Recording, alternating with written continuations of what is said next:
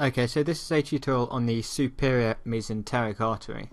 So we're looking here at a view of the abdominal aorta with the inferior vena cava sitting to the right, and you can see the celiac axis at the top, and just below it you've got an artery coming off anteriorly, and this is the superior mesenteric artery. So just a little bit further down, coming off to the side, we've got the inferior mesenteric artery. So first I'll talk a little bit about the relations of the superior mesenteric artery, and then I'll talk about the branches. So the superior mesenteric artery supplies the midgut. So the midgut is the section of the intestine which runs from the just below the major duodenal papilla to 2/3 of the way across the transverse colon. So what we can see here is that just above the superior mesenteric artery is the celiac artery, and the celiac artery lies at the level of the upper border of L1 lumbar vertebra, and the superior mesenteric artery lies at the lower border of L1 lumbar vertebra. So just underneath it you can see this vein, and this is the left renal vein, and this runs underneath the superior mesenteric artery. And then you've got the superior mesenteric vein, which runs alongside it, just to the right of it. And above the superior mesenteric artery is the splenic vein.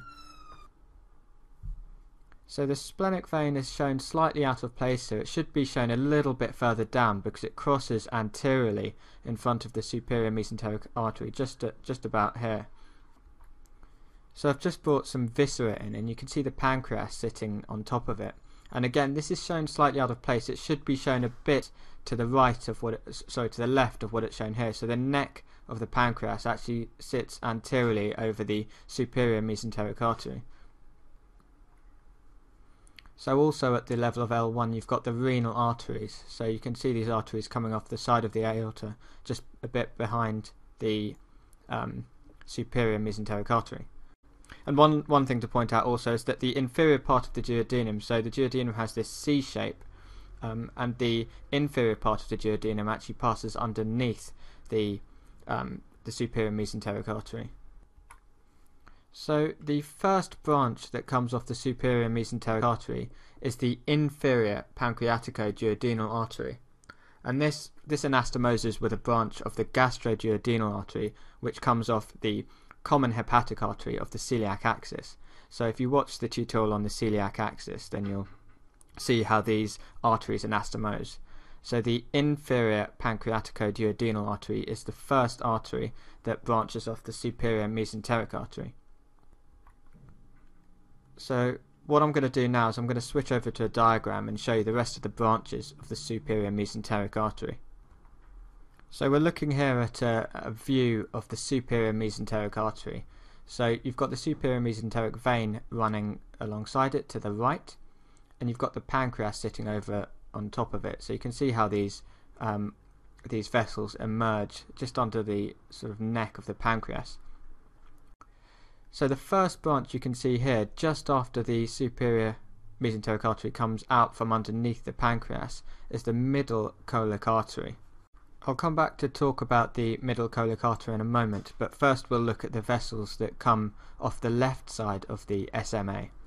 So you've got jejunal vessels and ileal vessels, and there's lots of these, as you can see.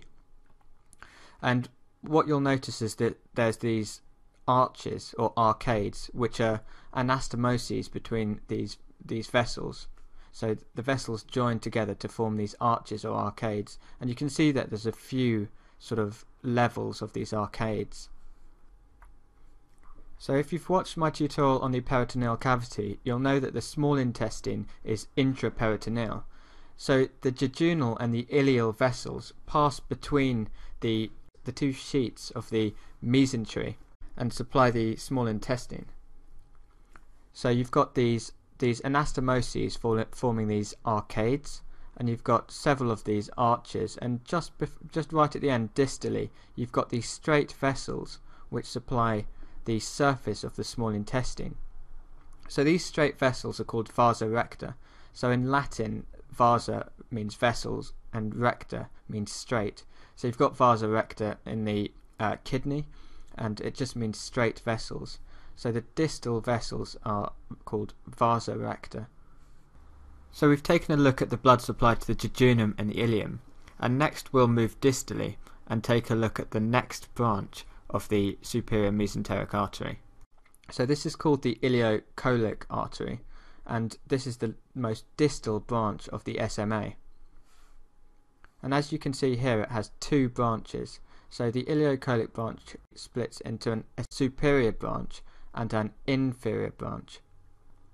So the inferior branch is a bit more complicated because it has four branches. But if you think logically of the structures in the right iliac fossa, then you'll be able to remember the names of the structures that the ileocholic artery supplies.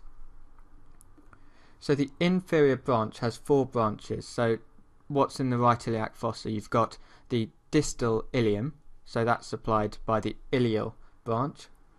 You've got the cecum next, which comes after the ileum, so that's supplied by the cecal branch. And you've got the appendix, which comes off here, so you've got the appendicular branch. And you've got the start of the ascending colon, so you've got a cholic branch.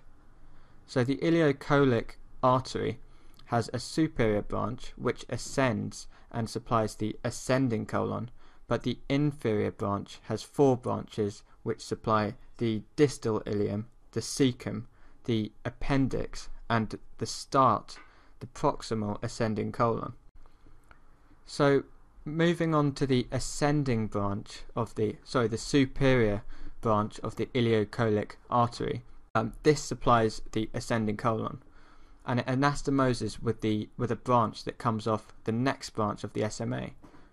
So if we look at the next branch coming off the superior mesenteric artery above the ileocholic artery, we've got the right cholic artery, and this name pretty much describes what this artery does.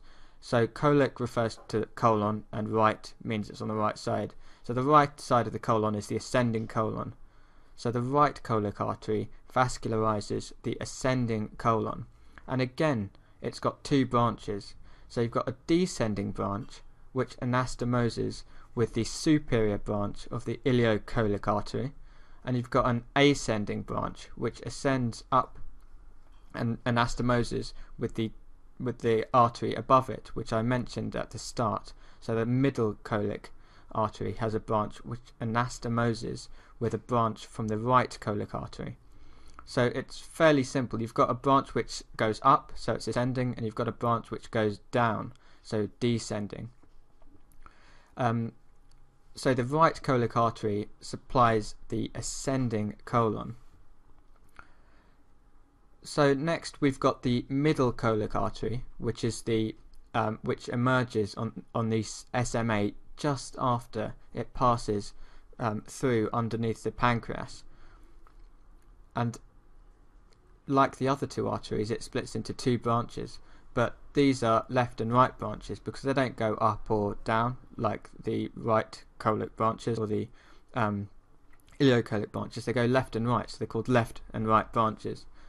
So the right branch anastomoses with the ascending branch of the right cholic artery, and the left branch anastomoses with a branch which comes off the left cholic artery, and the left cholic artery I'll come on to in a tutorial on the inferior mesenteric artery.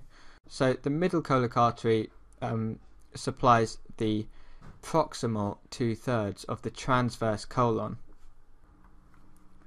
So something to point out is that the transverse colon is an intraperitoneal structure. So the branches of the middle cholic artery pass into the transverse mesocolon,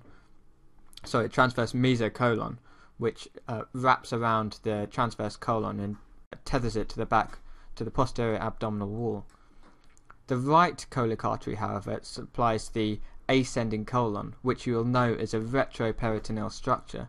So the right cholic artery goes retroperitoneal and supplies the ascending colon, but the middle cholic artery works its way into the transverse mesocolon because it's an intraperitoneal structure.